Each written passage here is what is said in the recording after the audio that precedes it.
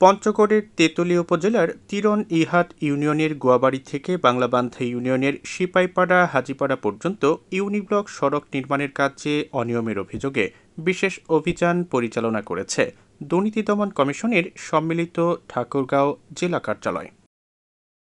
মঙ্গলবার দুপুরে অভিযোগের প্রেক্ষিতে ঘটনাস্থলে গিয়ে নমুনা সংগ্রহ করেন দুর্নীতি দমন কমিশনের সম্মিলিত জেলা কার্যালয় ঠাকুরগাঁওয়ের সহকারী পরিচালক ইমরান হোসেন। পরে স্থানীয় সরকার প্রকৌশল অধিদপ্তরের তেঁতুলিয়া কার্যালয়ে গিয়ে সড়কটির কাজের অগ্রগতি ও নথি যাচাই বাছাই করেন। এ সময় দুর্নীতি দমন কমিশনের সম্মিলিত জেলা কার্যালয় ঠাকুরগাঁওয়ের সহকারী পরিচালক ইমরান হোসেন বলেন যে রাস্তার নিম্নমানের কাজ হচ্ছে এমন অভিযোগের ভিত্তিতে আমরা তদন্তে এসেছি এবং নমুনা সংগ্রহ করেছি।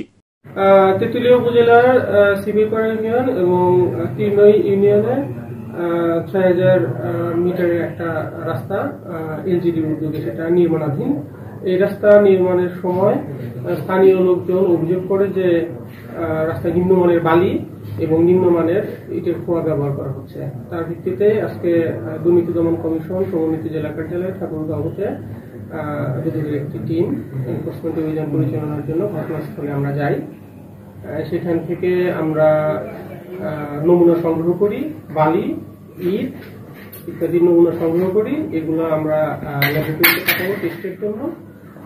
তার উপরে ভিত্তি করেই আসলে অভিযোগের সত্যতা জানা যাবে এবং আমরা পরবর্তীতে প্রতিবেদন দাখিল করব।